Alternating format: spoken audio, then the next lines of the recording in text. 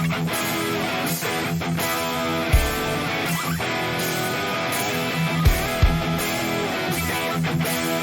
you for tuning in to another episode of the Muffed Punt podcast. My name is Brandon, and I am joined again by Paul and by Ralph. What's up, gentlemen? You guys ready for another week and another episode?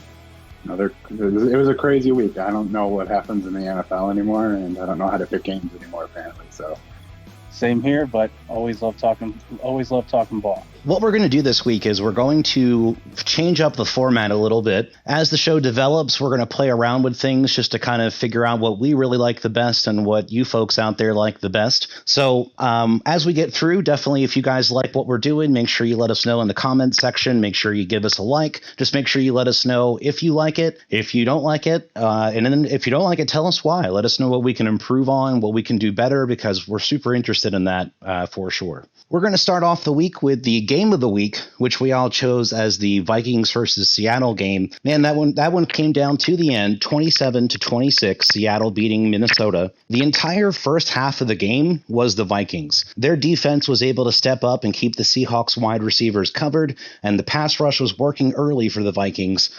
Russell Wilson had a few nice scrambles out of the pocket, but early penalties and the Vikings remembering how to play defense was the early story for me in this game. It really, for me, once it went into the half and Seattle was able to start really turning the game around, it came down to like basically two drives for me. The one drive where the Vikings had the ball, they went for it on fourth with Kirk Cousins, did not get it.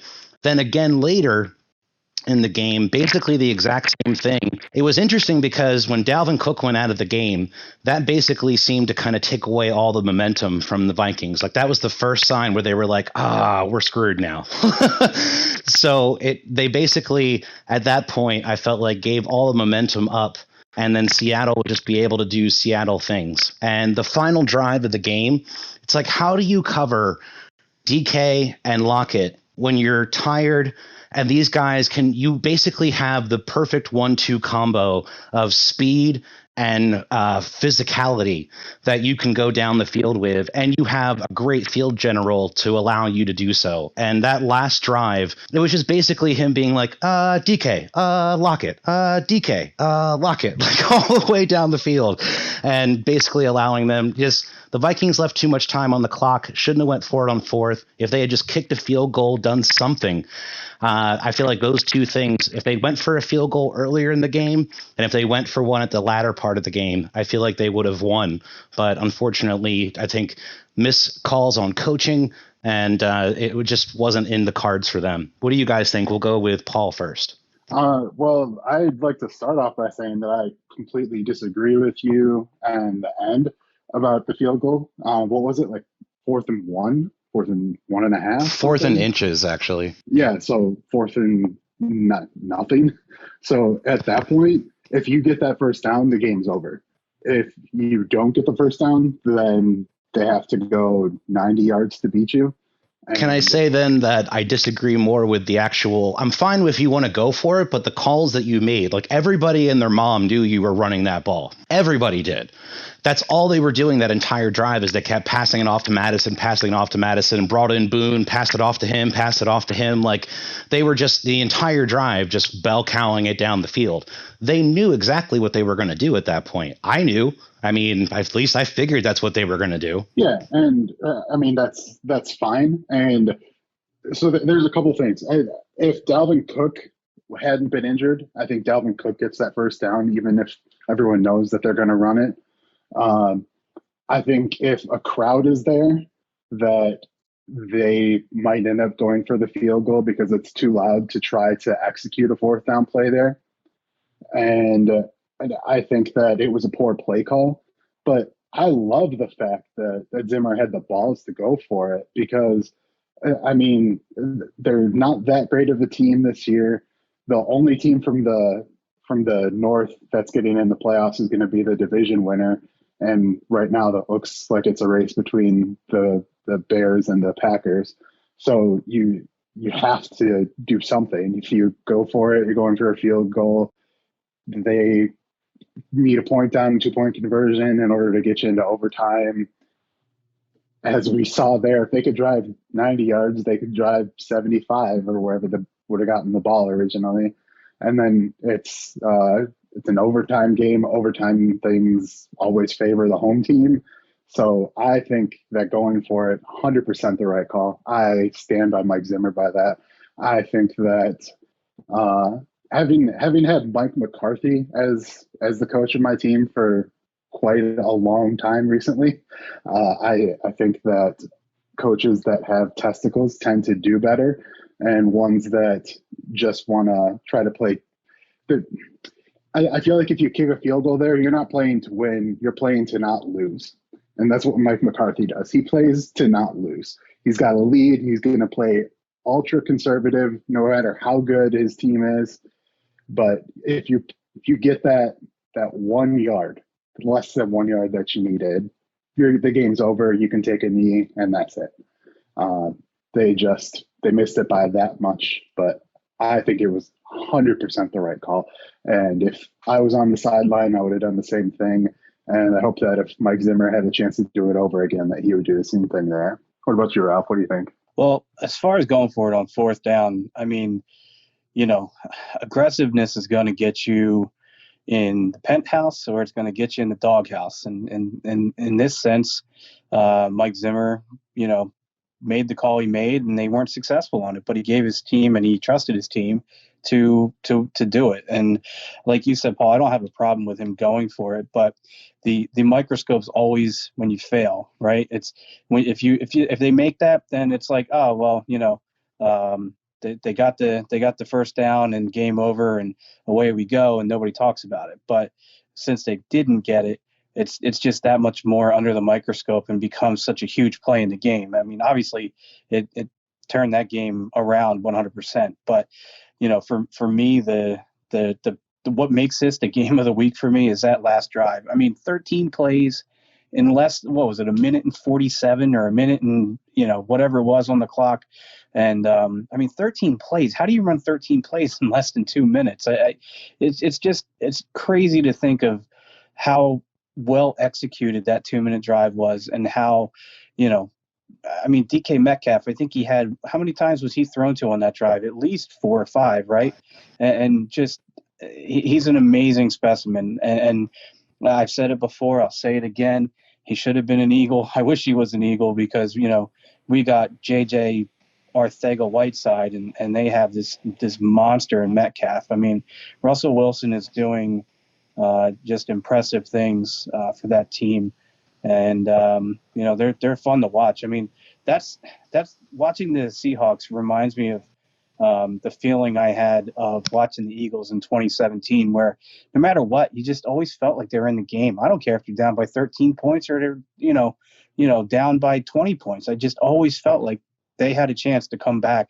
And even on that last drive, I mean, 94 yards, I was not even questioning whether or not Russell could do it, because he can. And if you're on the other side as a Vikings fan, you have to have that just dread in your stomach, because what's coming. He's going to torch you, because if you rush him, he's going to escape the pocket and he's going to create plays with his feet. If you drop back and let him do his thing, he can kill you with his legs, or he can throw the ball down the field, as you saw. I mean, he hooked up with Metcalf quite a bit on that last drive. So for me, that's what made this the game of the week. Just watching Russell Wilson surgically go down the field, 13 plays, 94 yards. Just, it was fun to watch.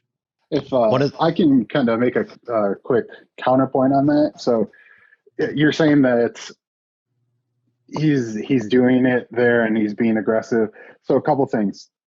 One, and we're going to touch on this later in the show, Kirk Cousins is your quarterback. You're a little limited in your options with Kirk Cousins as your quarterback. He's the single most overpaid player in the history of the NFL. Well, outside of Jamarcus Russell. But that was because they still had the rookie contracts that could be signed for whatever anybody wanted. But he's completely overpaid. He doesn't have that great of a team. If Kirk Cousins would have been able to make one play at all in the second half, then this game's over and the last drive doesn't matter. And with the Vikings having started the season 1-3 in the game, he's kind of coaching for his job a little bit, because the franchise isn't going to get rid of Kirk Cousins. They're going to get rid of Mike Zimmer. So you have to be aggressive there, because if you don't, you punt it away and you end up losing the game anyway. You just castrated yourself, and you're going to lose your job now anyway. So again, I'll say a million times that he made the right decision, and I'll stick by that. So just to kind of wrap it up here for me, and you can feel free to have another shot at it when I'm done if you want, for sure, because I always like the back and forth. But for me, I still feel like it was something that was led up to coaching, because in the second half, I do feel like they did make plays, because one of the things that I wanted to mention and I actually forgot the first time around is I wanted to ask you guys, is Adam Thielen like the best bad ball catcher?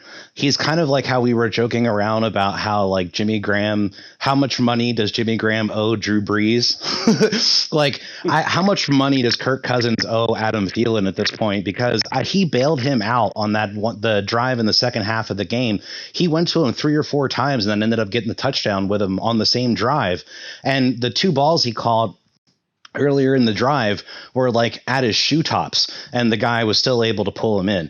Like I'm always impressed by what Adam Thielen can do. And I just wonder, with a competent quarterback, if he wouldn't be like a top 5 wide receiver in the league. That and him staying healthy, of course. But to me, it still came down to, yes, Kirk Cousins threw the interception that definitely caused some problems for them in the game. But I feel like, to me, it was coaching decisions that could have gone a little differently for them in the end. But I get what you're saying. We always joke around about like loving Riverboat Doug and all this kind of stuff with the Eagles, and oh, he's so aggressive and all this stuff. So I get it. There was an admirable quality to that I understand. But I just feel like in that instance, if he had made some different decisions, not necessarily not going for it, but just better play calls, that I feel like it would have been a wholly different situation for them. Okay, so let's take a look at it this way. So Adam Thielen, he's very good, obviously. Dalvin Cook, phenomenal. But you have 2 offensive weapons on that team. One of them was gone. What happened in the offseason? They got rid of their best player in Stephon Diggs. Look at what he's doing in Buffalo this year. So you give him a semi-competent quarterback, and he's one of the leading receivers in the league. I think that Kirk Cousins' biggest mistake was not trying to fix things with Stephon Diggs last year, because if you have that 1-2 punch of Diggs and Thielen, we've seen what that can do, even with a mediocre quarterback like Kirk Cousins. So, and Kirk Cousins is making like $33 million this year. He's like the 6th or 7th highest paid quarterback in the league. He's not the 6th or 7th best quarterback in the league. If you sacrifice some of that money, put it somewhere else with someone who can develop some kind of rapport with Diggs, then you've got that much better of an offense, and you don't have to just key on Thielen. Because if you key on Thielen as their only person who can make plays, they're not going to do much. So in the end, to me, it still comes down to Kirk Cousins not being worth anything near what he's paid. Well, I wholeheartedly agree with that point. and of course with the Diggs point, because Diggs is like the top wide receiver in the league right now, obviously. So I feel like to me, it still comes down to what they did in those particular moments of the game. But they're all valid points that you have. I just feel like in this very specific instance, for me, they could have done different things. But hey, being a backseat Charlie is always easy. I totally get that, and that I get where you're coming from. But football games are 60 minutes. You can't just give it the last two or 3 minutes of the game, and that microcosm expands to the rest of it. That's what happened in that 2 or 3 minutes. If you have someone who can do something else in the other 55 to 57 minutes of the game, then who cares what that last 2 minutes is going to be? It's not going to be anything close. So I just think that choosing Kirk Cousins is a wrong choice, but that's just me. All right, so game 2 that we have on the docket is to chat about is the Raiders versus the Chiefs. The Raiders, I think, surprising the vast majority of us on this one, beating the Chiefs 40-32. The first drive, Mahomes had a bomb to Tyreek Hill that got called back on a holding call. It's amazing to see what those guys can do. It just each and every week, it just blows my mind. The other thing I wanted to throw out to you guys before I really kind of go into the game more, I don't know if you heard this or not, but Derek Carr had like probably one of my favorite audibles I've ever heard. Did you guys know what I'm talking about? No, I missed it. No. So he's under center and he calls audible and he's like, Bruce Springsteen, Joe Montana. And I was yeah. Oh man, that's awesome.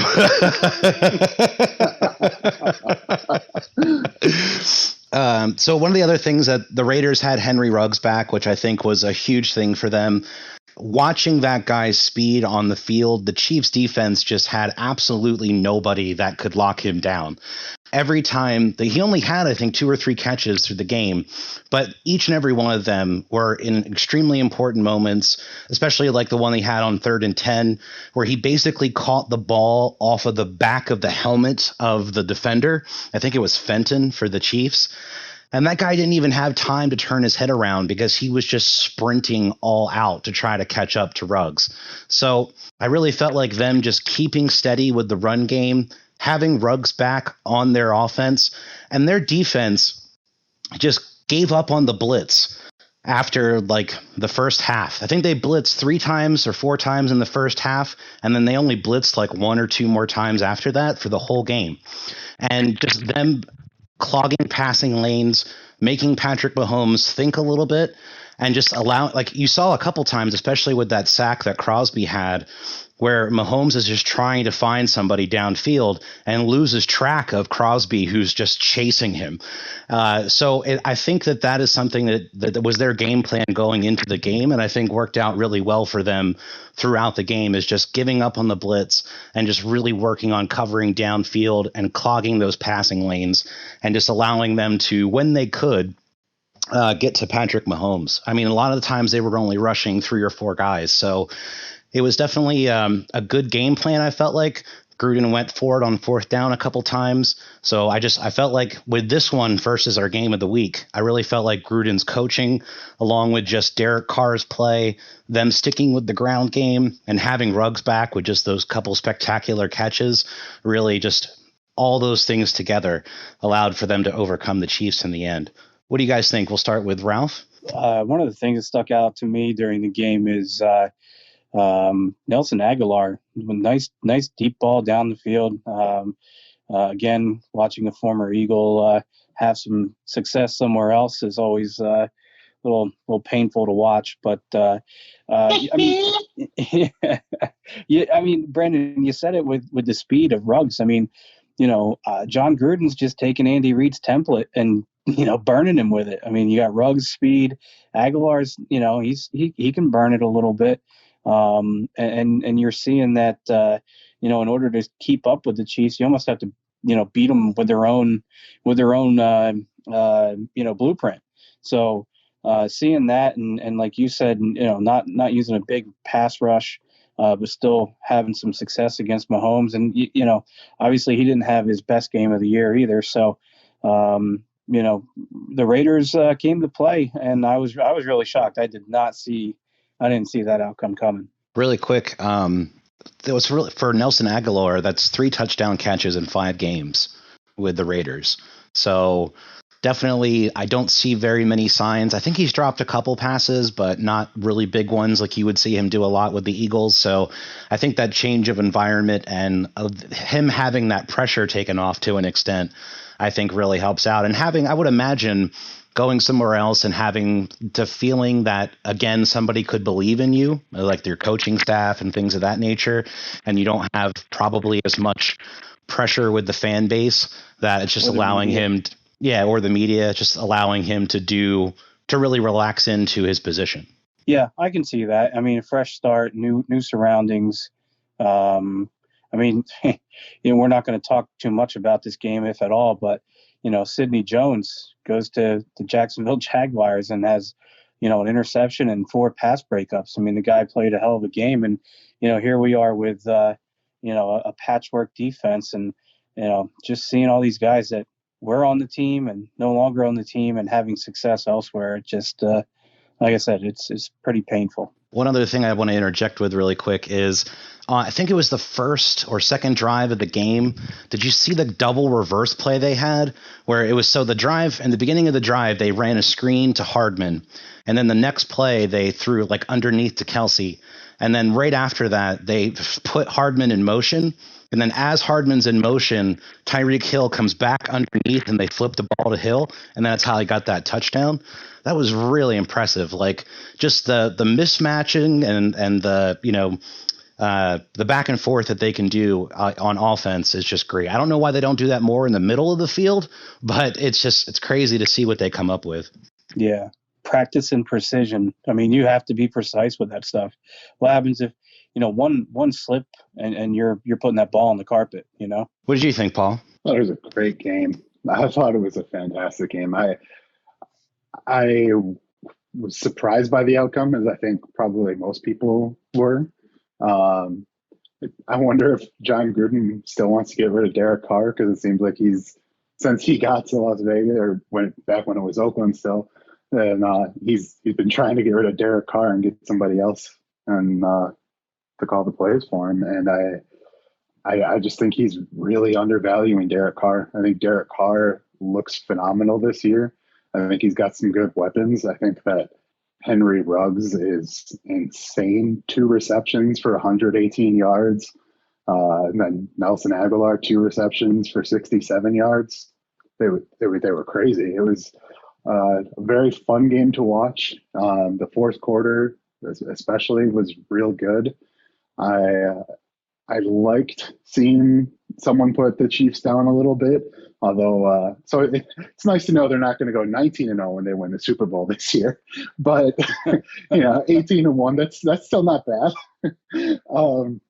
It's just crazy. And I mean, how many teams are going to throw 40 points on the Chiefs? You're either going to have to take time of possession and not let them touch the ball, or you're going to have some real big plays on it. And they just made a couple of extra big plays. Like those Henry Ruggs catches were just insane.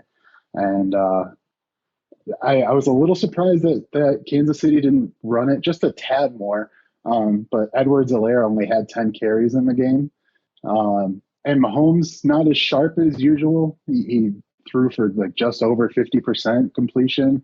So, if Patrick Mahomes has an off game, then anything is possible. But it was real entertaining to watch.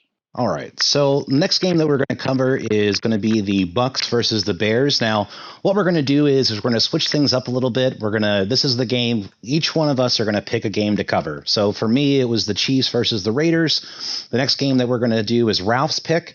And for Ralph, it was the Bucks versus the Bears. So that was a great game as well. I mean, definitely came down to the wire. Foles beat Brady again as the Bears squeezed by Tampa Bay 20-19. I don't want to steal very much of your thunder, Ralph, so I'm going to let you go ahead and take it from here. All right. Well, in talking about this game, I wanted to talk more or less, just about a couple of things that, kind of stuck out to me during the game. Not so much about stats or bottom line. I mean, obviously, we all know that Chicago won, which makes Nick Foles 2-0 against Mr. GOAT Tom Brady. And again, for the second time, Tom decides not to meet Nick at midfield and shake his hand, which I find, I don't know if he's doing that on purpose or what. I mean, after the Super Bowl, there was all this talk and it was just like, whatever. I didn't mean it, blah, blah, blah. And then I think they did play again.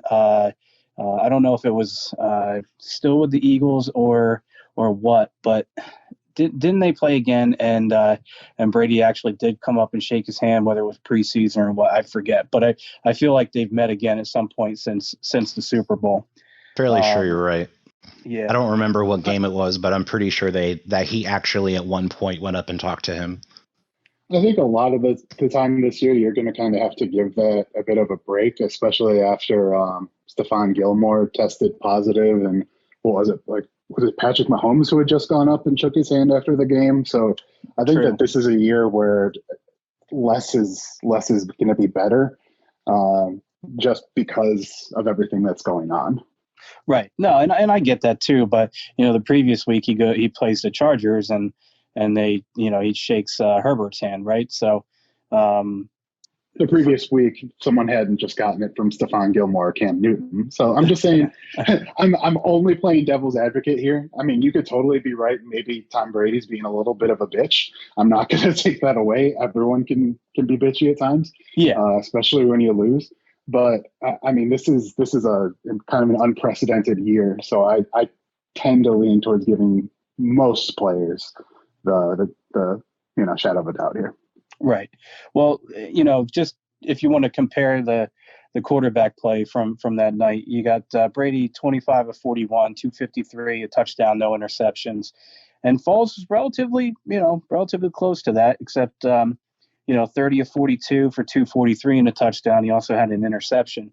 But I wanted to talk to you guys about that interception because I don't know if any of this, Brandon, especially you as an Eagles fan, was reminiscent of the play in the Super Bowl. So Foles rolls out, gets flushed, throws the ball down to the right side of the field.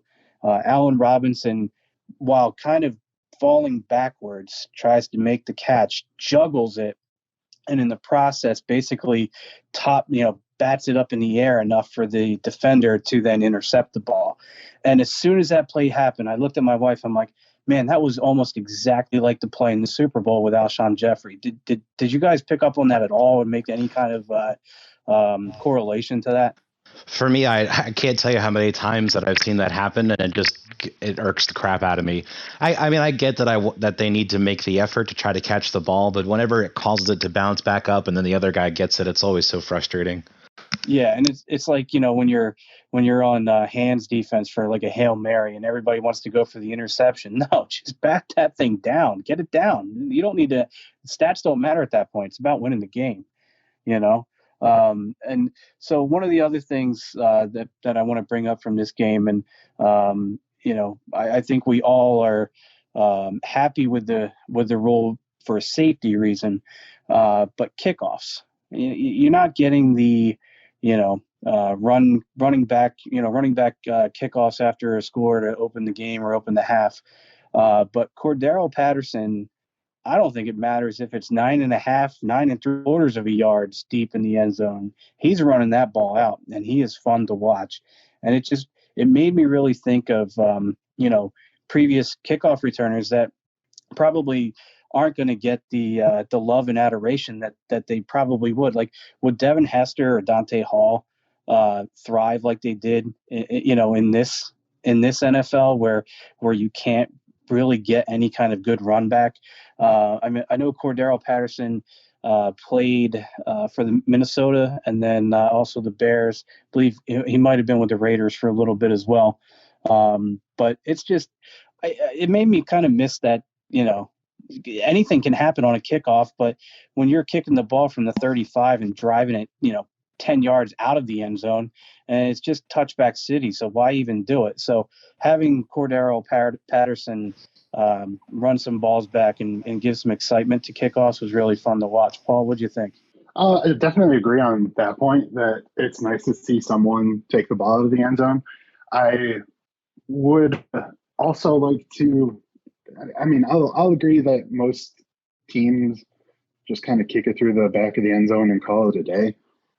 But if you have kickers that can kick it that far and they have the ability to kick it pretty high too, I don't understand why no one in the league, even Mr. Belichick over there, tries to have their kicker just kick it to like the 5-yard line, somewhere in the middle of the field every time, because you're just giving them field position at that point. I think that it's just a waste.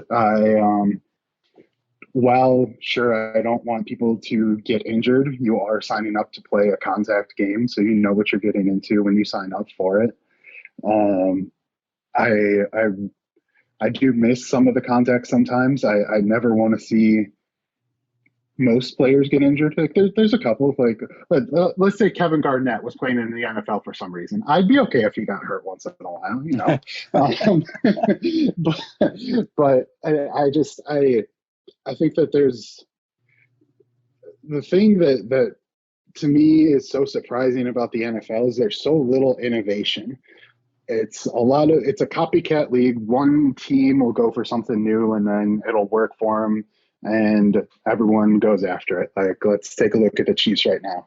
You get a whole bunch of people who can run 40 yards in less than 2.5 seconds, and then you just give them the ball somewhere, and you get a quarterback that's as competent as Patrick Mahomes, and wow, scary things happen. But I would really like to see what would happen if we tried any team just tried to like pooch the ball a little bit, let your guys get down there, make a tackle, and not give up to the 20-yard line every time. Just seems like a waste to me.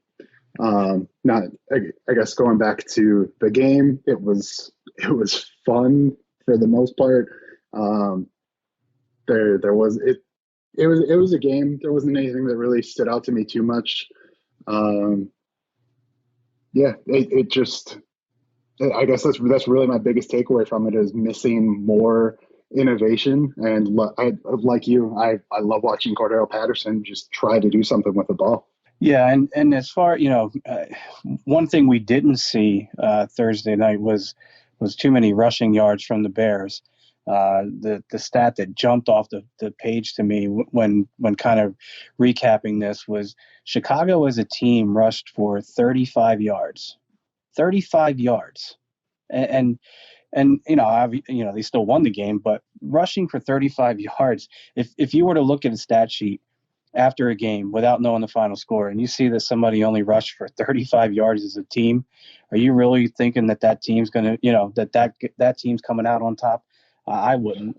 And so watching that and looking at those stats, it really just made me kind of, look at, David Montgomery. You would expect that they'd be giving him, the ball more. I think he's a good player, Brandon. Two of the things that I wanted to bring up that I kind of thought about while you guys were talking, one was the XFL kickoff. Like, that's something that I had always kind of hoped that the NFL would find some way to kind of experiment with and just see if they liked it, because that to me was like one of the best things about the XFL was the changes they made with kickoff. It made them exciting again. I don't know if you guys were like caught very many of the games, but that to me was one thing that I thought about when you brought that up. What was the deal there? Didn't they have like a just a standing start? Yeah, but they took the guys down the field closer together, so it wasn't like a running start so much, but like as soon as the ball was kicked off they could clash together, but they were just much further down the field closer to the receiving team. Gotcha. Yeah. And the other thing that made me think of is you were talking about Andy Reid and having all these insanely fast guys. I always felt like that's kind of what he was trying to do with the Eagles. It just never really kind of worked out for him the way he wanted to. And then it was kind of funny how when Chip Kelly came in, he's like, I got all these like small guys that are super fast. I want big, stronger, faster. It's like, we got to change everything. And that's basically what I really remember the most from that, like completely kind of changing the overall mentality of the franchise. Yeah. And it's kind of funny because you have an offensive guy like Chip Kelly with speed, et cetera, and he wants to be bigger.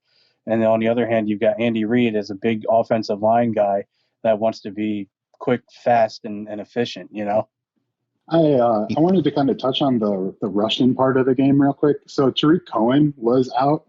So when your starting running back is out, you're not going to do it quite as much. Like David Montgomery, he's a decent number two, but he's no Tariq Cohen. And then the other thing, when teams are rushing for like 35 yards, 35 yards is low.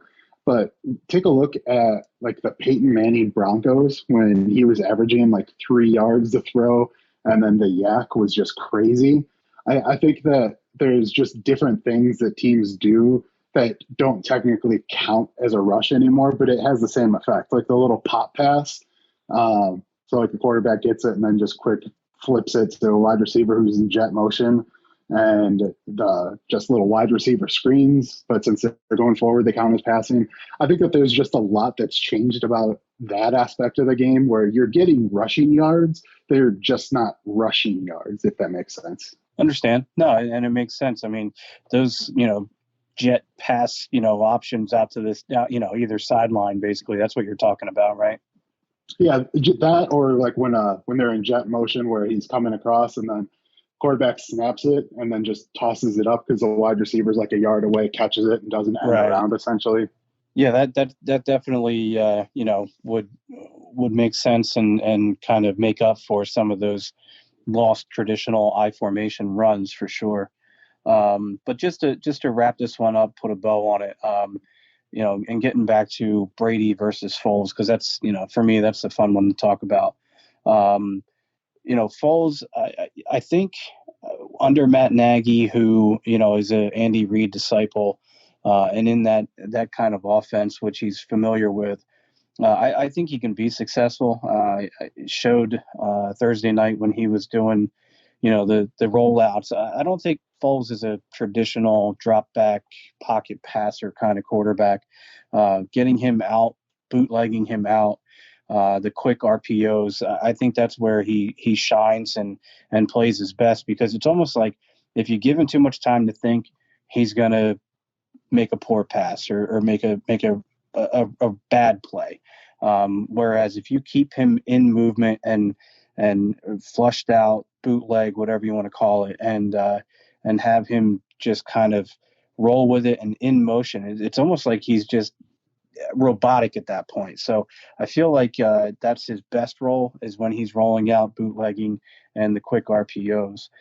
Brandon, I know as again as an Eagles fan, and watching him come in late 2017 on that playoff run, a lot of it was made is, can he take this team? And I'll be honest, I wasn't one of those people that thought it after Carson Wentz went down. But once he started to show that in the playoffs, and that just the movement and getting out on the edges there, he really changed my mind. And I thought that, when he signed with Jacksonville, that they were going to work this offense around him. Clearly they didn't. But I think he's got a shot to be successful in Chicago. What about you? Absolutely. I always go back. I think the Jacksonville thing was kind of unfortunate because if you look at the pass that he got hurt on, that was a gorgeous touchdown pass. Like he got annihilated and he stepped into that pass and he still was able to get the touchdown. And just unfortunately his ribs couldn't take it. But I think for me, I've always thought that in that very particular RPO style offense, that he can very much run that offense. He's shown that with 3 different coaches now. I don't have any doubt that if he's in that offense, he can do well. And finally, my last point about this game, guys, is what down is it? That was fun. Come on, but why are you making fun of Tom Brady? It's bad form to make fun of someone who's got dementia because of CTE. That's not cool, bro. Come on now. All right, well, I think that's a good point for us to go over to Paul's pick, which is the Dallas versus the Giants game. I know, folks, I was surprised too. Paul actually wanted to talk about the Cowboys game. So I don't want to take too much of your thunder. Cowboys won the game 37-34. Take it away, Paul. Tell us your thoughts. All right. So more than talking about the Cowboys, I wanted to use this as a chance to talk about quarterbacks in the NFL. The game was, the first half was fun to watch, and then the second half, Dak got Alex Smith there, and I felt real bad about that. But the Giants, they started this game on fire. And then in the second quarter, Dallas comes back with 21 unanswered points. And then at that point, it's the NFC East this year. Like, let's be honest, it's the worst division in the NFL. And you've got one team that is playing without its absolute best player with Saquon being out. And then you've got the Cowboys, and the only reason they had a win before this was because they played Atlanta and gave up let's face it, if you want to beat the Atlanta Falcons, either A, just play them, or B, if you want to challenge, spot them like 20 points and then come back. That's it. Those are the only ways to play the Atlanta Falcons, and you're going to win. So there's that. But then you've got the Dak injury. And that is where I wanted to spend a good amount of time on this. Um, because obviously it's a freak injury. I mean, it was a corner, I think, who brought him down, who weighs like 190 pounds. And it was just the angle that his ankle got caught, but he ends up with a compound fracture in a season where the Cowboys wouldn't give him the contract that he wanted. And I heard Stephen A. Smith on ESPN, I think it was yesterday, make a pretty good point. Jerry Jones never made Tony Romo play for his contract. He just gave him his contract. And Tony Romo was significantly more injury prone than Dak has been. Up until this game, Dak Prescott had missed two plays on offense in his entire career because he was being evaluated for a concussion. Now, I think that speaks more to the fact that the NFL doesn't really care about players and concussions because you need more than 80 seconds to evaluate someone and say, hey, yeah, you've got a concussion. But if you can just kind of get into it, we've got a lot going on in the country this year over race issues, and you have a black quarterback in Dak Prescott, who's absolutely amazing, and the Cowboys don't want to pay him. And I think that that's a shame. Now, having said that, I'm also going to say that not paying a quarterback is the right move because, in my opinion, quarterbacks are paid way too much. Mahomes' contract, $45 million a year. Deshaun Watson is the second highest paid quarterback in the NFL. His average salary is $39 million a year. He hasn't done that much in the NFL. Yeah, he looks great, and of course, he was hamstrung with Bill O'Brien as his coach for the first few years. But let's take a look at some of the most winning Super Bowl quarterbacks here. So you've got Tom Brady. Tom Brady has 6 rings. Think about all the times you've heard over the last 20 years when he was with the Pats where, oh, hey, Tom Brady takes pay cut to make sure that they can get another weapon. Tom Brady wasn't the highest paid quarterback. He's got the most rings of any quarterback. Joe Montana, a lot of people try to argue that he was a system quarterback. Same thing. He had Jerry Rice, and he had a lot of weapons around him. Terry Bradshaw. How is Terry Bradshaw in the Hall of Fame? Dude has more career interceptions than touchdowns. That's a real thing. There's someone in the NFL who played the position of throwing the ball, has more bad throws than good throws, and he's in the Hall of Fame because of it. That's why, come on. And then Troy Aikman at 3, Peyton Manning at 2, and Peyton Manning for his second Super Bowl. He wasn't Peyton Manning. He was, I don't know, Brad Johnson. He couldn't throw the ball his last year. And then, of course, you have Eli with the 2 wins that he took away from Tom Brady. And no one ever goes on about Eli being anything close to the GOAT. So, I mean, there's, let's see, what is that, 20 Super Bowls, 14, 18? Yeah, right around 20 Super Bowls from a lot of quarterbacks who had a ton of weapons around them. And I just think that paying quarterbacks is out of hand. There's a huge bubble. I think the bubble needs to pop. So personally, I would have let Dak walk. And they have Andy Dalton as their backup, who they're not paying a ton of money to. I think if he hits all of his incentives, he'll make like $7 million this year. So in my opinion, if you can take a mediocre quarterback like Andy Dalton, surround him with the weapons that the Cowboys have, and CeeDee Lamb and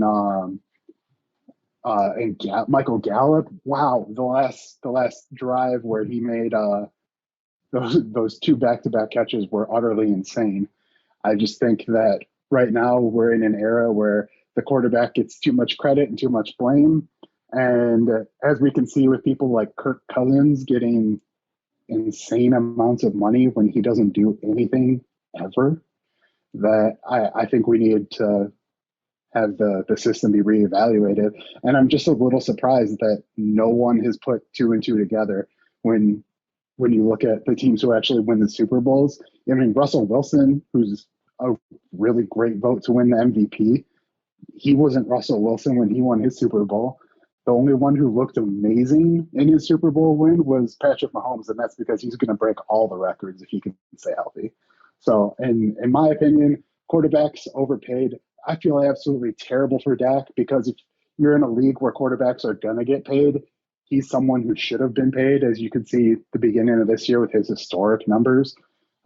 Feel terrible for him. I hope that Jerry Jones does the right thing, and even if he's injured, gives him his $35 million a year that he should probably be earning.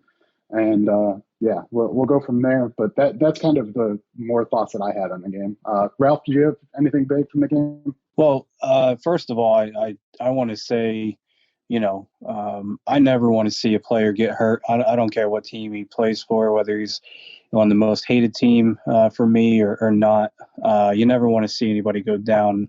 And for me, it's not even Kevin Garnett. Come on. Well, especially the way it all happened. I mean, compound fracture, bone penetrates the skin. I mean, that's a hellacious injury, and like I said, you just don't want to see anybody get hurt like that. As far as his contract goes, could it be that Jerry Jones learned a lesson from Romo and isn't going to give a quarterback the money just because he's a nice guy? Or, is it because of race, or is it a combination thereof? I mean, there's a lot to be said there, but Dak is a human. I think we touched on this before with his suicide prevention talk and his, want to talk about that and bring it to the forefront, especially in a macho environment like football and whatnot. So I respect the hell out of the guy. You never want to lose to the Cowboys, but when you beat them, you want them to be at full strength. And I think that's really my takeaway from that game. Andy Dalton, serviceable. I don't want to say it, but could Andy Dalton come in and take this team, further than Dak could with his own people? I don't know. It remains to be seen, and we're going to find out. But Dalton's not. He's not a terrible quarterback. I mean, given some weapons like you said with CeeDee Lamb and those guys. I mean, I think they could be dangerous going down the stretch. And somebody's got to win the NFC East. Somebody's got to take the division. And right now, even with Dak out, they're looking like the front runners. For me, I definitely agree in the fact that it's never a fun thing to see that happen with someone. But I do think it's really hard to decide whether you want to take the side of like team first mentality, because that football is a business. This stuff happens to players all of the time. Do I like it? No. Do I think it's humane in many instances? No. Do I feel like that's what's expected? Yeah, kind of. Like we talked about it. I had mentioned to you guys, like, do you think this is the last time that we're going to see Dak in a Cowboys uniform at this point? And Paul said, well, technically they can franchise tag him again. And like, could you imagine like the social media uproar if Dak comes back in any way, shape, or form, does anything? Like they're saying 4 to 6 months, right? It's a possibility, a very outside chance that he could make, if they made the playoffs, that he might come back. Could you imagine the scenario where that happens and then they just tag him again? Like, oh man, I can only imagine that people would lose their minds. So that would be 100%. Amazing. I'm sorry, but that would be amazing. So I 100% agree that I feel like it is, a terrible thing that happened there. You never want to see an NFL player get hurt like that. Paul and I have had long discussions about CTE and the ramifications of that, and if it's worth it based off of the fact that you were having a chance to make more money than most people will ever see in their entire lifetimes, and how much are people willing to take those risks versus the fact that I absolutely love watching football. And I have, the vast majority of my life, but I understand that it is a contact sport and guys are going to get hurt, and sometimes maybe even life-altering injuries. I love watching MMA too, and that's something that you deal with there. Guys have died in the cage. At times, some of the most beautiful things to watch, and at times, some of the most horrific. But I think that's kind of what sports are all about. What do you guys think? I wanted to actually touch on something that Ralph brought up earlier, and that's the Hail Mary in the end zone where we've got a bunch of defensive backs that are trying to intercept the ball rather than knock it down. So if you are playing in the NFL, and this is an honest question for both of you, and I don't care what your answer is, I just would like to know what's more important to you, the amount of money that you make or the possibility of winning an extra game? Well, I guess I would like to say the game, but probably the money. It's the money. Yeah, I mean, let's be honest. I mean, it's hard not to say the money, especially, as three guys that work 9 to 5 jobs or whatever hours you guys work, and not say the money. But if I'm in that position and I'm in that world, then my feeling is going to change, and it's going to be, I want to win. I don't care what it takes to win. It's a team game. Nobody wins because they have the highest paid quarterback in the league. That's not how it works. It takes a team to come together and win.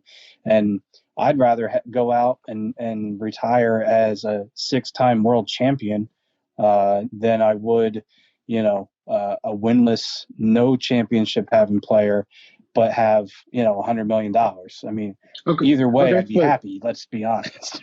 Yeah, no, I totally get that. But let's say you're not Tom Brady. You're someone who's playing in the NFL where the average career is 3.2 years. You have 3.2 years to make enough money to set you up for the rest of your life. Does that change your answer at all? Well, I mean, yeah. I mean, I guess it does because, your time's limited. Just as soon as you came in the league, you're going to be gone. Unless you're a Tom Brady, unless you're, an elite level. And when I say elite level, I don't mean elite as in top 1 or 2, but I mean, unless you have some longevity in the league where you can make money and sign 1 or 2 contracts to make that money. Yeah, I mean, if you're a Nigel Bradham linebacker for the Eagles that just went to the Saints and got cut, do you want to make your money on the one contract. You might get one big payday and you better make the best of it. So yeah, of course it's about money because that's what all these guys really want to play football for. I mean, people say they love the game, but they love that paycheck more. Yeah. And that's my only point is there's bonuses built into contracts for defensive backs. Like, hey, if you get certain number of interceptions, we're going to give you some more money. And that is where I think the NFL, I don't know how the NFL doesn't have guaranteed contracts yet. But I mean, the NBA, the NHL, Major League Baseball, they all have guaranteed contracts. So if you're going to offer to pay these players, and what Mahomes' contract is worth like $450 million over 10 years or whatever it ended up being. Mm-hmm. But he's going to have to hit bonuses in order to get that amount of money, especially towards the end, because there's only so much guaranteed on every contract. So he's betting on himself, which I would take that bet if I was Patrick Mahomes too, knowing the things that I could do. And let's face it, he's only going to get better over the next few years anyway. But my point is there needs to be some form of guarantee for more of these guys who are going through this kind of stuff.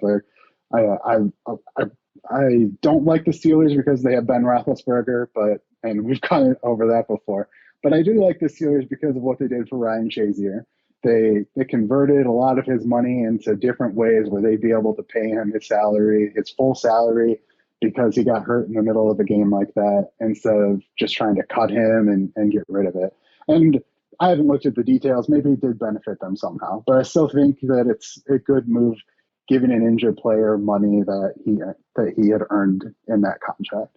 So I just think that while if I'm a fan, yes, knock the ball down in the end zone as much as you want. Please do it, because that means we're going to win more games.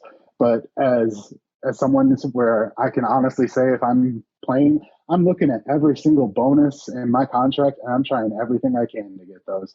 So I completely understand why some of those DBs are going for interceptions at the end. That makes sense. I think that's a very good point as well. I think for me, throughout that whole conversation, I'm thinking, yep, money. Yep, money. Yep, taking that money. Because how many times have we seen that happen where like this exact situation? And that's the thing, like, man, I'm a team guy in my life. I like to think I'm a team player for the most part, but I also have that inherent thought in the back of my mind where it's like, how much benefit am I getting from said team?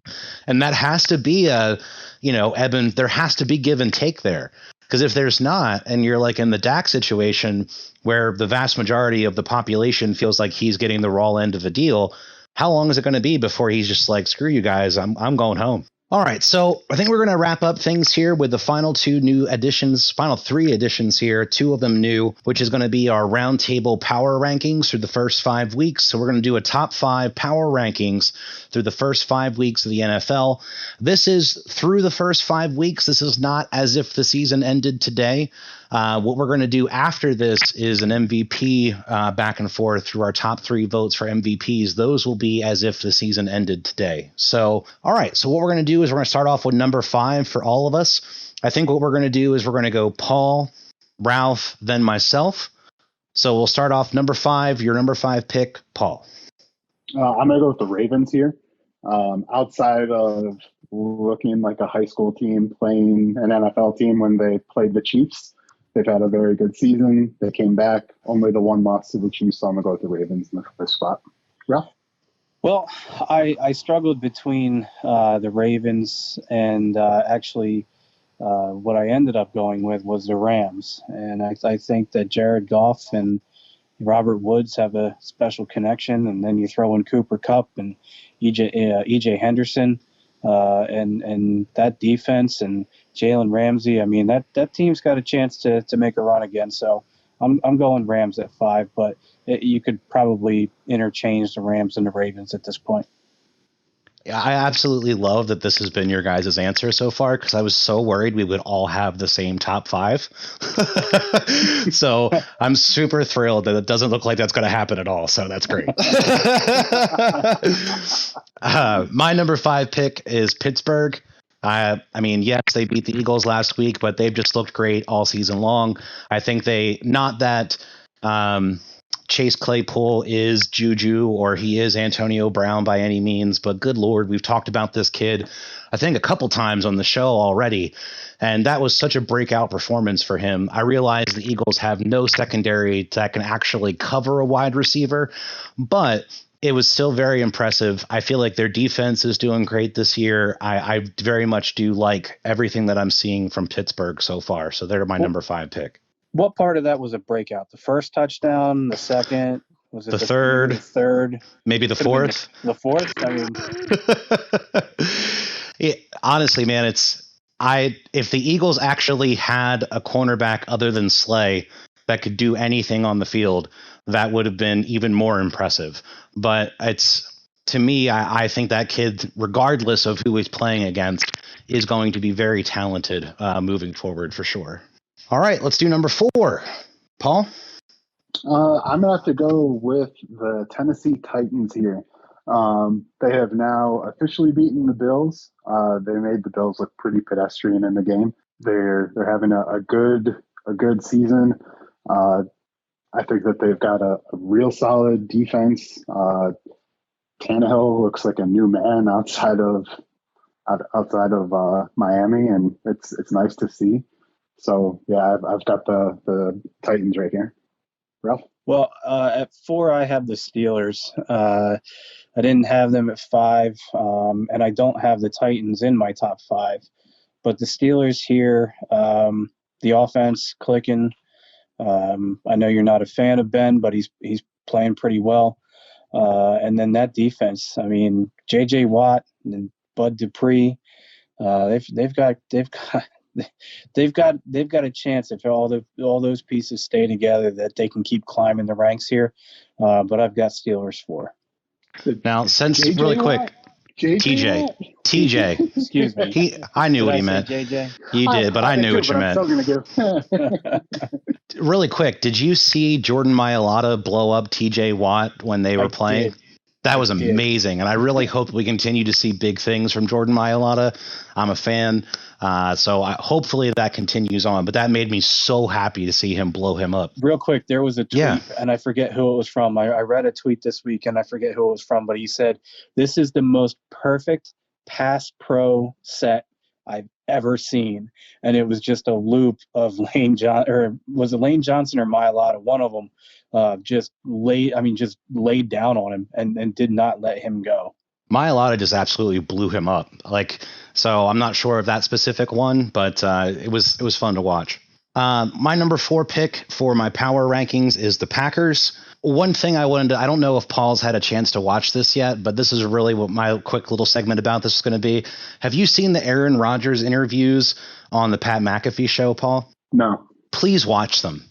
Because honestly, it has completely changed my opinion of Aaron Rodgers. I love to say this just because I know Paul's a Packers fan, but I got to meet Aaron Rodgers once. It was super duper brief. I literally just said hi and shook his hand. That was it. But when I saw him, he was like barely talking to anybody and just kind of like chilling in the room. It was like a fundraiser sort of thing for charity. And it was interesting to me because he didn't come off as a very charismatic guy. Obviously, he's not in his element, but I was just surprised he seemed very stoic. Watching those interviews and seeing him in his element, I can see why guys like him so much and why people want to play for him. Like, he's just so charismatic in those interviews. It just really blew my mind and like really changed my opinion of Aaron Rodgers as a person. Have you ever seen the pictures of when he photobombs the team captains for the coin flips? No. Yeah. You should take a look at that because that's when I first thought that he found out that, hey, he's charismatic and funny and stuff. You can always see him just photobombing those little pictures that they take right before the team captains go out for the coin toss. I'm not going to say the quote perfectly, so please forgive me, but he had a line in one of the last interviews where he's like, everybody wants to talk about my off years. My off years are most guys' on years. And I was just like, damn, like I love when he can just sling it, man. Like he talks trash. He's funny. He's charismatic. Like not to gush over the Packers for you in your own favor, but honestly, those interviews on the Pat McAfee show really changed my mind about him. I really didn't like him that much as a person. I thought he was an amazing athlete, like honestly, one of the best, but as a person, I didn't think he was that great, but that completely changed my mind. Cool. So moving on, number 3. I actually have the Packers here at number 3. I think that they haven't had much of a challenging schedule. The Saints, I can't tell if the Saints are any good the same way that I couldn't tell if the NFC North was just really bad. So I've got them here just because their offense is on fire. Jair Alexander is doing amazing things on defense. So I think that they look really good. I think that they're going to kind of end up running away with the division unless Nick Foles pulls 2017 Nick Foles. Ralph? I agree. This is one that we actually agree on. I got Packers 3. And, Aaron Rodgers, I think we'll probably be talking about him in our next segment, but he's having a hell of a year. And, with that run game and their defense there, they're playing really well. So I have them number 3. Awesome. My number 3 is Baltimore. I think for me, I feel like that's definitely something that if they're one of the absolute hardest teams in the league to beat. So for me, if they show up and they're ready to play, I feel like they're going to have it on any given day. They have a chance. As long Number as they don't 2, play the Chiefs. Yes, 100%. As long as they don't play the Chiefs, I very much agree, and that's why the Chiefs are higher on the list than they are. Number 2 for me is the Chiefs. I had to drop them in just the spot here just because they lost this last weekend. But wow, this is a team where they're just fun to watch, and damn, are they talented. Ralph? So my number 2 pick this week, and I'll talk about this a little bit more when I tell you who number 1 is. But right now I'm leaving the Seahawks number 2. Russell Wilson, again, just lights out, playing, MVP like, and they're scary. Russell Wilson is surgical, and they can make a plea for the number one pick, but right now, that's left to somebody else. So I got Seahawks number 2. Cool. And you went, right, Paul? Yeah, I'm first because I'm best. All right, cool. And so for me, my number 2 was also Seattle. And not to really, I think it's pretty obvious then who my number 1 pick is. And I was kind of going back and forth about it, whether I was going to drop the Chiefs to number 2 or not. I decided not to, just because I feel like with really, really good teams, it pays you dividends to get losses early that you could have not had, because it like you see so many teams that go on these amazing runs and they get ended because they just all of a sudden didn't have that game where they just showed up. And I think it really will help them build some character throughout the year. So I'm going to still keep them at number 1, but Seattle's my number 2 for right now. All the reasons you guys, Ralph said. I just think that this is going to be Russell Wilson's year, but we'll see. Yeah, so that obviously is going to put the Seahawks at 1 for me. I think that great teams find ways to win in tough games. I think that the Chiefs lost to a mid-tier team in the Ravens, or not Ravens, but Raiders rather. I think that the Raiders could make the playoffs, so I don't think that they're bad by any stretch. But I think that Russell Wilson finding a way to be Russell Wilson yet again puts them at number 1 for me. Ruff? The reason I left Seahawks too is to me their defense is still suspect. Yes, the Chiefs lost. They lost, as you said, to a pretty mediocre team, but maybe on the rise, maybe not. We'll see how Gruden gets them going for the rest of the year. But the Chiefs, they're out there playing Madden football, and you guys know playing Madden. If you're playing on easy and you just want to light somebody up, there's always a go-to play or a go-to thing, and you just keep going. And to me, that's what it feels like sometimes when Mahomes is on the field, because he's just doing things that no ordinary human being should be able to do. No-look passes and the accuracy and the speed and the athleticism and all those weapons around him. And fortunate enough for them, they brought back pretty much everybody from their Super Bowl team. And, I just expect them to stay number 1 probably throughout the year. I don't expect them to drop very far, if at all, from my top 5. Yeah, I've said from the beginning of the year that I think it's their year to lose. So they're going to stay at the top of my list unless I see something vastly different than what I've seen thus far. I think they definitely could have won that game. I just feel like, again, they're going to learn lessons from that moving forward and likely won't make the same mistakes. Mahomes is still super young. He's going to have days that he's not as good as other days, believe it or not. So I think it's going to be something to where there'll be a learning experience. They'll be able to move forward, and I think they'll be able to continue on with doing big things. All right, so I think we're going to move on to the MVP early voting for us through week 5. Again, this is going to be as if the season ended today. We're going to do it the same way, start with number 3, same order. So we're going to start with Paul. I'm going to go with Patrick Mahomes as my third place vote here. I think that he is an absolutely amazing player. Like we can't say that enough, but I think that he has the most options.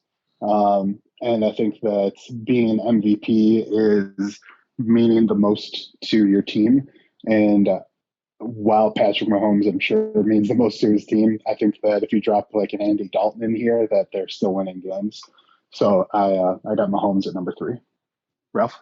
I agree. And pretty much for all the reasons you said. When you think of an MVP, you have to think of it in a way of the most valuable to your team.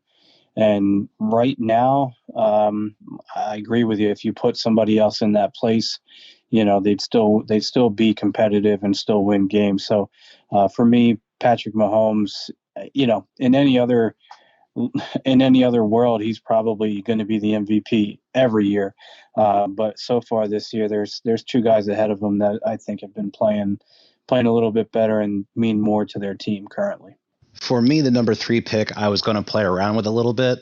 If they had won tonight, I was going to think about saying Josh Allen because, good Lord, is he off to a great start. You were so stupid. Oh, my God. They had through the first Ralph, 5 games. Hey, Ralph, the guy has had a great start. Then let's get rid of Brandon because he's holding us down clearly. Well, Yeah, you can have fun with the because 6 I hours of almost said editing. Josh Allen. There you go, buddy. I'm doing my own thing. Fuck you both. But I'm going to stick with Patrick Mahomes as well. I definitely think that it's his season to do great things again. I think if he stays healthy, just like Paul said earlier, he's going to end up breaking all the records. So for me, that's where I have him right now. I think there's 2 other guys that could possibly still beat him out, but Mahomes is my number 3. At number 2, I'm going to go with Aaron Rodgers because I think that he is more valuable to the team. I also think that there's still a lot of things that he does that a lot of other quarterbacks don't, like his hard count. I'm pretty sure that there's a couple times I've jumped from his hard count from the couch watching the game. So I got to go with Aaron Rodgers here at number 2. And for me, he might be number 1 if they had been playing better teams. But since I'm still a little suspect to their schedule, he's going to go at number 2 for me. Ralph? I got him there too. I got him number 2. I think we're all going to pretty much have the same top 3. Yep. If I'm Miss Cleo here and looking into the future. But Aaron Rodgers, 13 touchdowns, no interceptions, 70.5 completion percentage so far this year.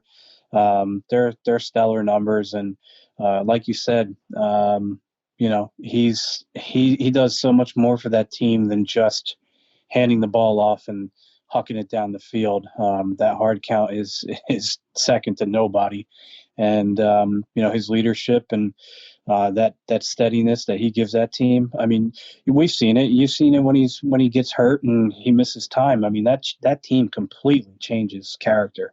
And you could probably speak to that more than anybody, Paul. Yeah, it's tragic when that happens. Brandon, what about you? I'm assuming you have the same. Yeah, and just trying to think of something else that I could say. And to me, really, it's just surprising that Aaron Rodgers hasn't been back to the big game more times than he really has. But I feel like with the new coach, things have been off to a great start for them. And I feel like those 2 guys are jiving as far as, like, I don't know if it was the breakup for Aaron. I think him and what's her face broke up, right? Danica? Yeah, I think they split, but I could be wrong. I don't know. But he's been talking about like just making all these like mental changes in his life. If you watch a lot of his interviews lately, and just like, like kind of like that stereotypical Zen shit that you hear from people, but just it seems like he's really trying to make a difference in who he is as a person, and maybe taking responsibility for some of the areas where him and McCarthy didn't work out, even though obviously it's not all his fault.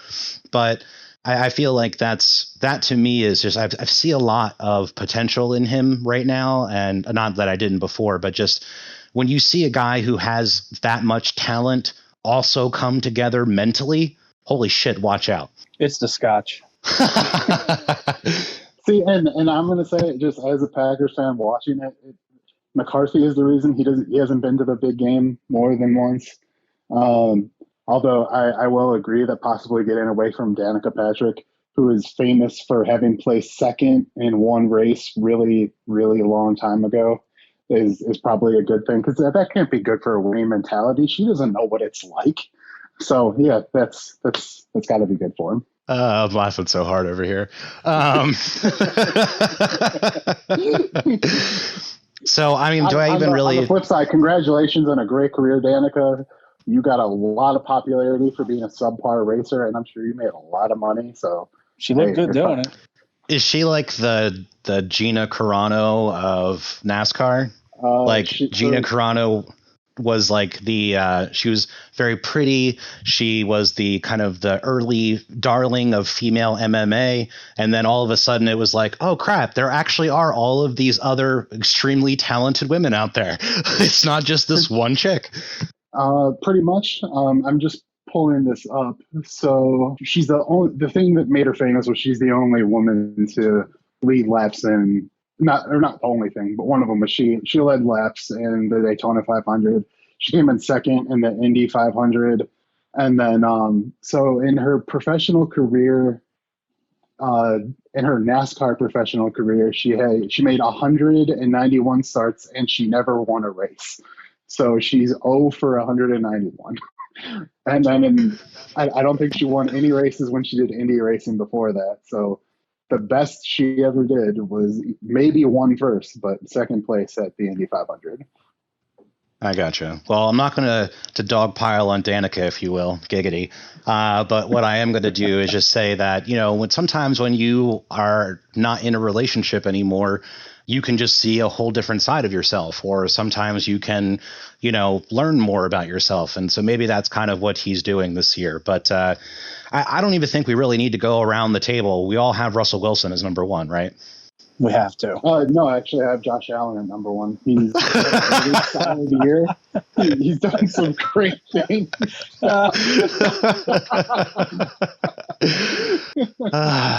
That's Paul. And I mean, I don't even really think we need to go through, because we've already talked about it through a lot of the other things. It's just, this is his year. They're really playing through Russ, as they've said so many times. I think they're really trying to work around his offense. And I think the relationship that he's developed with DK, they talked about it a lot at the end of the last game. Apparently, Russ was likening their relationship to Joe Montana and Randy Moss, and basically saying that he felt like DK could become one of the best wide receivers that's ever been in the game.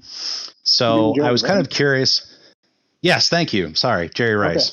Okay. You got me. I was like, did they have an off-field relationship that I didn't know about? No. Thank you for correcting me. My apologies. Yes, Jerry Rice. So on the same team as JJ Watt. Yes, there you go. Man, I'll tell you what though, because we would change up the format a little bit for the show, so I've been really cramming through my notes in the beginning of the episode. So I'm surprised I haven't had more foibles, if you will. But thank you for correcting me. I appreciate that. But did you guys think that's? I don't know if you heard that during the broadcast or not, but did you feel like that was something that was warranted, or do you feel like that's whoa, pump the brakes a little bit? What did you think? I think a little bit of it is you're always gonna say good things about your teammates. And the one tragic thing that I think about the NFL is everyone always says everyone's so good, and no one ever really talks trash. And I mean, come on, let's give the other teams a bulletin board material once in a while. If you're going to play a team that's 0-5, hey, maybe they suck. Maybe their quarterback's not very good. You don't have to go on and try to pretend to be humble for the media's sake. But I don't know. I think that's just him supporting a teammate. Do I think he's good? Yes. Does he have the potential to be great? Obviously, he's got the size, the speed, the strength. So I think that it's way premature to say that he could be like Jerry Ross. Jerry Ross. Yes, we've all had one now. Jerry Rice, Randy Moss, Terrell Owens. I mean, they're in a category of their own. So I mean, it's going to take. And I mean, in that category, you've got to put Larry Fitzgerald, I think, as well. But you got to earn your way into those four names, and it's way premature. Way premature in there. I appreciate you guys sharing your thoughts on that. So I think we're going to wrap things up with the predictions section of the show. Now, I know with everything going on, some games have gotten possibly moved or canceled. So if I go through one of those and you guys know about it, please let me know, because I'm not up on all of that. This is going to be our Week 6 NFL prediction. So what we're going to do is we're going to start off with the early games. First game up was we have the Texans versus the Titans. We'll start off with, I like the order we've been having so far, so we'll just keep it up. Paul? The Texans are coming off their first win, but I think that the luster is going to rub off on that a little bit. I don't think there's really much of a difference in coaching between Bill O'Brien and Romeo Crennel. They're both below average coaches, in my opinion. So I think that the Titans are going to ride the hot hand. I think that they're going to go through and get that victory. I agree. I think even on a short week for the Titans, just finishing their game tonight, I don't think that the Texans have enough for them. So I'm going Titans. I do agree. I will just say, with the caveat, obviously, with what's going on in the world right now, if that continues for them, because I believe they've been the most affected out of any other team in the NFL, that hopefully that is done for them and they can move on from that. But if that continues to roll through the locker room, then obviously that might be a big problem for them. But if things with that stay in a good place, then I'm going to agree, and I'll take the Titans. All right. Well, next up on the list we have is the Ravens versus the Eagles. We'll start off with Paul. Yeah, I'm sorry, guys, but this is going to be the Ravens week again. I just got to hear you guys say it. Come on. Come on. Come on. Here's that sigh was pretty much my pick, but the man, I'm all I got to say is I'm happy that I have Lamar Jackson and Mark Andrews on my fantasy team because I know they're going to have wonderful days this Sunday. I'm taking the Ravens to pretty much blow the Eagles out of the water. Yeah, I'm going to take the Ravens as well. I will say really quickly, because we didn't really talk about the game earlier that much, is I did not expect the Eagles to win against the Steelers, but at least they kept it interesting. Like, that I will give them. I never really expected them to win that game because their defense is just so injury hit right now, but at least they kept it interesting through the game. Sounds like something a loser would say. Yeah. I was literally waiting for Paul's shit talk to go on to the next subject. All right. I was like, and Paul's? And there it is. All right. Next on the list we have is the Falcons versus the Vikings. Paul? Oh, man. I've picked the Falcons a couple of times this year, and they've proven me wrong so consistently. But the Vikings aren't very good either. This is a tough one. They're both so bad. I guess I'm gonna go with the Vikings here. I think I'm gonna take a flyer, and I think I'm gonna take the Falcons. I think they get their first win, and I think they'll be a little. There might be a little enthusiasm behind them now with Quinn being out. So take a flyer. Let's go Falcons. All in all, I liked what I saw from the Vikings last week. Do you guys know if Dalvin's going to be back? I have no clue, and that's part of why I was torn. I also don't know if Julio is going to be there, and I think that Julio matters to the Falcons more than Dalvin Cook matters to the Vikings. Yeah, I'd very much agree on that. I think I'm going to take the Vikings in that just because I feel like they did have a good running game going with Madison even without Cook. Is Madison as good as Cook? No, but he's definitely still a very comparable running back. So I think that they're going to continue to work through. I think Zimmer's going to be coaching for his job, so I still take the Vikings on that one. Next up, we have the Steelers versus the Browns, and we'll start with Paul. All right, this is probably just because I hate Ben Roethlisberger so much. But the Browns are so bad. I'll pick the Browns, knowing I'm probably going to lose. I'll pick the Browns. Ralph? I don't necessarily think that the Browns are a bad pick there, but to me, this game comes down to the quarterback play. Because I think they both have pretty good defenses going for them. So for me, I'll go Steelers, but I think it's going to be. I think this is a game I think that should be more in the prime time slot than some of the later games. Like, why have all these games at 1 o'clock? Push 1 or 2 to 4 o'clock to kind of even the spread out a little bit and give us more to watch in the 4 o'clock window. But I'll go Steelers here. I do agree. I wouldn't mind. I mean, I like having so many games in the 1 o'clock hour. It's fun to watch, but I wouldn't be heartbroken if they moved 1 or 2 to the middle part of the day just to kind of make it a little more even. But I will take the Steelers as well. Moving on to the next game, we have the Colts versus the Bengals. What do you think, Paul? Colts. Bengals are terrible. Joe Burrow is good, but way overrated. So I'm going to go with the Colts here. I'll take the Colts as well. I'm also going to take the Colts. Sub-question, do you guys think that Joe Burrow makes it through the season? Yes. Yeah, I do. I think he'll stay healthy. He's getting hit a lot. Like, a lot. So yeah, I really hope that he can stay healthy. Next game on the docket, we have the Lions versus the Jaguars. Is this our battle of the bottom of the week, maybe? It could be. I'm going to go with the Jags. The Jags have disappointed me on multiple occasions this year, so I'll go Lions on this. Have you seen the Lions play? I haven't seen the Lions play. I'm sure they've been in games. I haven't seen them play, but yeah. They showed up to the first half of that Packers game. Yeah. I think they went home at halftime, though. Man, this has probably been one of the tougher ones for me to pick. I'm going to go with the Jags just because I would love to see Gardner Minshew do more than Matt Stafford. So we'll stick with Minshew and the Jags. Next one up on the list we have is the Bears and the Panthers. Paul? Panthers are looking good. Teddy Bridgewater's looking good, and they're the hot hand over there and go with Panthers. Just pretty much going to say the same thing. I don't think Foles continues the hot hand, if you will, this weekend. I think the Panthers pull it out. I'm actually going to go Bears on this one because they burnt me last week. I went Bucks and Foles took it, and I wish that was the way that I went, and I didn't. So I'm going to ride with Nick Foles this week, and hopefully we'll see if he brings me a win.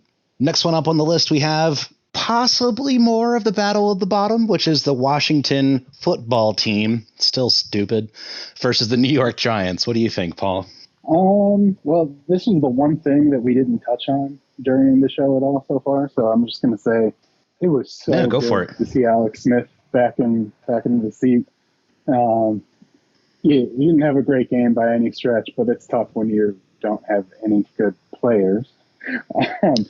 Can I interject and ask really quickly, how many times did you go, when you were watching that game? Like, I can't tell you how many times I winced, or I was like, oh my God. Like I was like waiting for him to die, like on almost every time he got hit. And like, yeah, and his wife and his kids were there, and the Redskins, see, I did it. The Washington football team's offensive line was doing nothing to help out Alex Smith in that game. And I felt terrible for him in that aspect, but 100%, dude, like I think maybe 5 or 6 times I was like, oh my God, is he dead? Like I was just waiting to see him get hurt. What do you guys think? Yeah, I'm gonna pick Washington because I think it'd be I actually don't even know if Alex Smith is starting this week or not, but I think it'd be a really good story. I think he is. Okay, so I'm gonna go with the Redskins because do the Giants, do they have a team still? Like, are they tanking for Trevor even though they have like a second-year quarterback? Like, is that a thing? So yeah, I'm gonna go Washington. Do I have to pick this game? Yeah, you guys made yes. me pick games I didn't want to pick before, so yes. Man, we have to pick all the games. I have a hard time saying with any confidence that either one of these teams is going to win. That's the fun of it. I think for the pure sport of it, if you will, and just to be different, let's go Giants this week. Let's say they get their first win. I think I'm going to go with the Giants as well. I liked what I saw from them last week, and I think they're going to be a bit feeling like they need to get that back and really need to get things in order. They really need to at some point, but I feel like they were starting to really kind of gel as a team. I think you see that with a lot of teams this year, that not having the preseason has actually made a difference. You know, for how much we always shit talk the preseason and how much it doesn't really matter. I do feel like it's had an effect with the chemistry and the timing of a lot of the offenses of the league. So I'm going to go with the Giants. I'm going to say that's more like OTAs than preseason.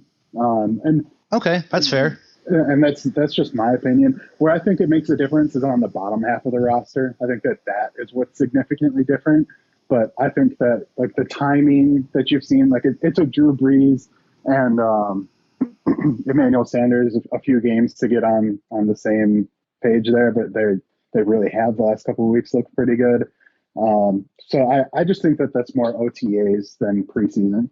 So the next game on the docket is going to be the last one in the 1 o'clock hour, and that's going to be the Patriots versus the Broncos. What do you think, Paul? I'm going to go with the Patriots. I'll go Patriots as well. I was going to say, like, do I even need to ask? But I didn't want to influence anyone's opinion, so I was like, I'll be quiet. All right, next one on the docket we have in the 4 o'clock hour on Sunday is the Jets versus the Dolphins. What do you think, Paul?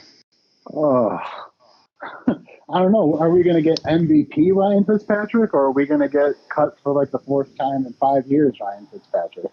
I can't think of too many players who are more polarizing than Ryan Fitzpatrick. He either looks really good or he looks like terrible. So I'm going to go with the Dolphins in this one because the Jets are a joke. And we haven't brought this up yet either, but the Jets just released Le'Veon Bell a few hours ago. So Yep, I was going to talk about that if you didn't. So yeah, we can talk about that. Yeah, I think releasing your best player, generally not a good idea if you want to win any games, but I could be wrong. What do I know? I'm not a GM.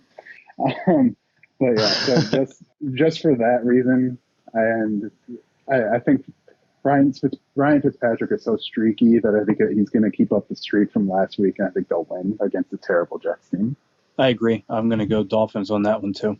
I'm going to go Dolphins, but I also want to say really quickly, just for comedic purposes, would you say that Nick Foles is a more consistent Ryan Fitzpatrick? Because I feel like with Nick Foles, like as soon as you said that, that's who I thought of, because I've seen him like when he played with the Rams, like terrible. But I've seen him like with the Chip Kelly and with the Super Bowl seasons, he did great things. So it's that to me was like that huge juxtaposition, and that's why I've never been that. Like I Saint Nick, love the guy for bringing the thing home, but I always was cool with rolling with Wentz. He's got to play for like 12 more teams before we consider him Ryan Fitzpatrick. That's true, but I don't think anybody's done that. I don't think that Nick Foles is as good or as bad as Ryan Fitzpatrick. So I don't think that you can put them in the same class. I actually like that answer better than the one I thought I was going to get. So I'm much cooler with that. That's great. Sorry to step on your thunder there, Ralph. Go ahead. No, I'm good. All right. Next one on the docket is the Bucks versus the Packers. Packers coming out of the bye week. Tom Brady and the Bucks just coming off the loss to Nick Foles. What do you guys think, Paul? I keep saying that this is going to be the week that we really see who the Packers are. But, maybe that won't be the thing. I'm a ride with the Packers. I think that they have enough weapons where they can pressure Tom Brady enough to keep him uncomfortable. They've got a couple of solid corners. Mike Evans has been a little hurt this year, too, so I think that'll help. And then, Aaron Rodgers is playing lights out, so I'm going to take the Packers. If this game was played with fans in the stadium, I think I'd like to see, is there early spreads on the game too? I mean, I don't know if anybody has that available to them, but I would say this game's probably, maybe a 3 to 5 point spread. I'd say the Packers are probably favored, even though it's at home. Or home for the Bucks, that is. My gut tells me Packers, but I think it's going to be a good game. I think it's going to be close, and I don't think it's going to be. It could be another, 21-19 or 2019 kind of game between these two teams. Green Bay, if they get that running game going, could do some damage, but I'll take the Pack. Man, I feel like this is being way too nice to Paul. Yeah, I'm going to take the Packers as well. One of the things that I feel like is going to be a big difference for them is it's funny. I used to live in Florida, and I used to live pretty close to where the Bucks played. And I remember one time I went to get my hair cut, and the person that cut my hair, the barber, was telling me that like whenever the Bucks play, if they lose, nobody ever comes out to get a haircut after that. If they win, then everybody's always out having a good time. So you can imagine this is a pretty not great thing for them pretty often. But this year with Tom Brady, like things have to be turning around a little bit. But I don't know if the Tampa Bay fans are anything better than really fair weather fans. Yes, they might be there to make some noise. I'm pretty sure Florida's loosened most of their limitations on those things, so I think there'll be fans there, but I'm not 100%, but I'll still take the Packers. So currently the Packers are a 1-point favorite, so it's basically a pick 'em. 1 point favorite. Wow. Yeah, 1 point favorite, because, home is worth 3 points, so... Right. So, yeah, 1 point favorite on the road. Also, since we're talking Florida and regulations, over the weekend, Florida Governor DeSantis went ahead and said that the Florida Gators could pack the swamp and sell it out for their upcoming game against LSU. And right when they asked the Florida coach Dan Mullen about it, he was in support. He's like, "Yeah, sounds awesome. We've been handling COVID so well." And then 15 minutes later, they gave him a chance to back out of it, and he doubled down. He's like, "No, I'd love to see the swamp sold out." As of like 3 o'clock this afternoon, the Florida Gators football program is completely on pause because of a COVID breakout. So maybe But anyway, I just thought that was hilarious. Come on, that's such a Florida thing to do. Yeah, I mean, I feel like everything with that is so political, but I 100% agree with you. It's definitely sometimes you can speak things into fruition, it would seem. All right, so the next game on the docket we have is the 49ers versus the Rams. What do you think, Paul? I'm going to go with the Rams in this one. The 49ers looked pretty bad last week. Ralph? Yeah, I agree. I think the Rams are too powerful, and the Niners are too depleted. Yeah, I very much agree. I kind of understand benching Jimmy G, kind of don't.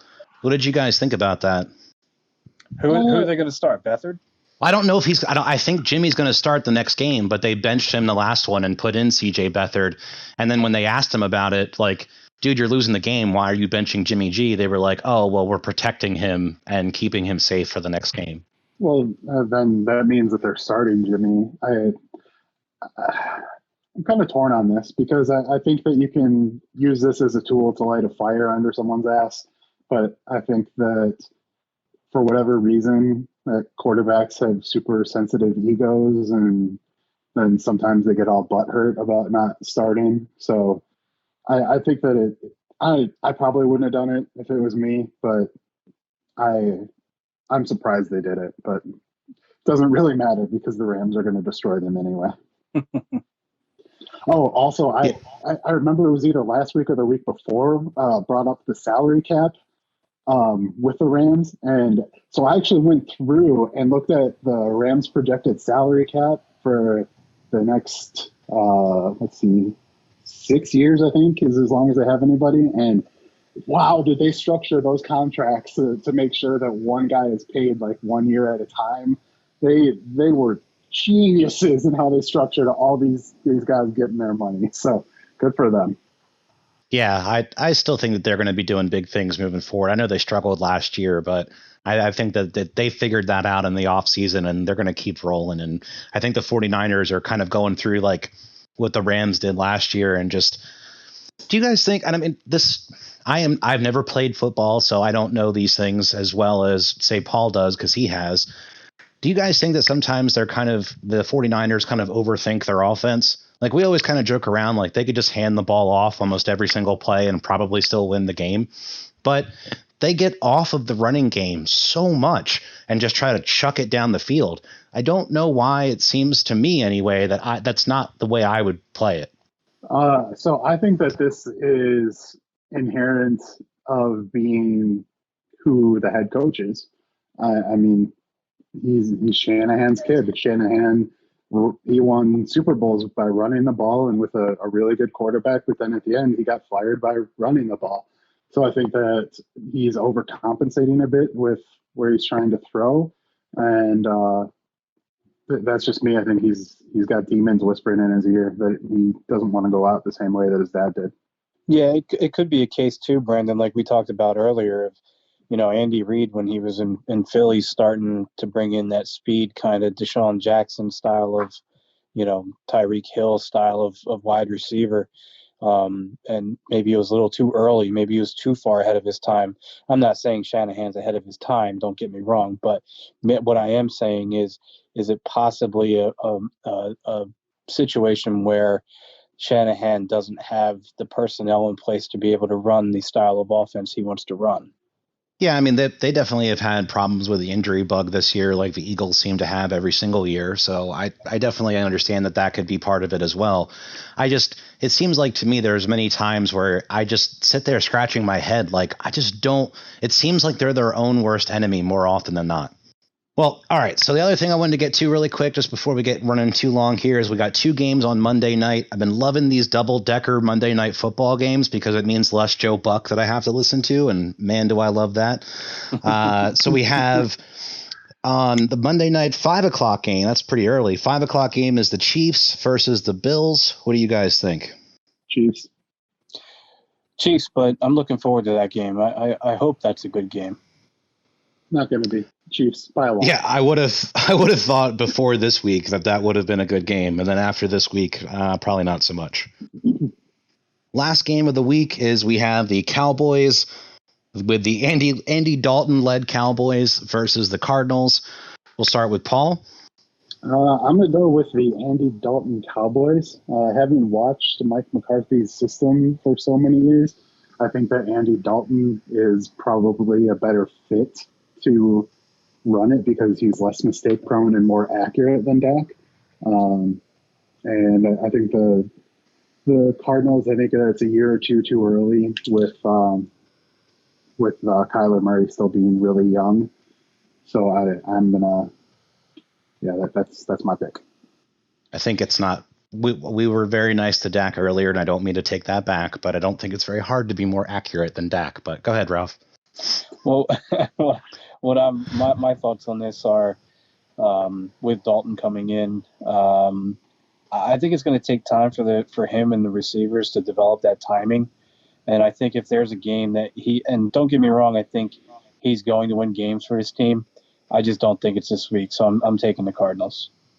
I'm going to take the Cardinals because I don't think Dallas has a cornerback that is going to be able to do anything with Hopkins.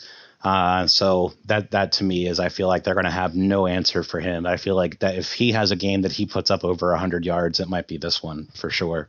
So I think I'm going to go. If he's going to be the focal point, and if he's going to be that, then he's going to have to put up closer to 200 for that to mean anything. And I think he's going to get his, but they don't have a lot of other weapons. Yeah, I have no faith in the Dallas defense whatsoever, like almost none at all. So we'll have to see. Yeah, exactly.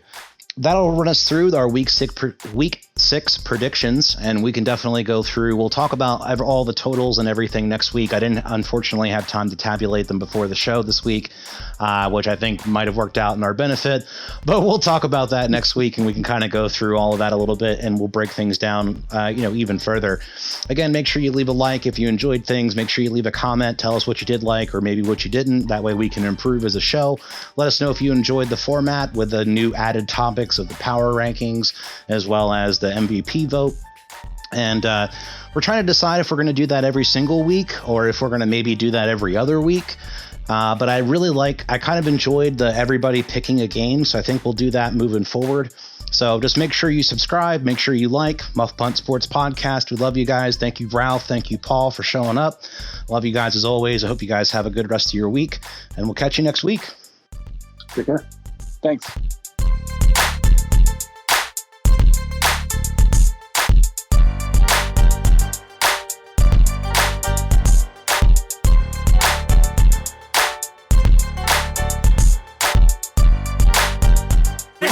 Turn.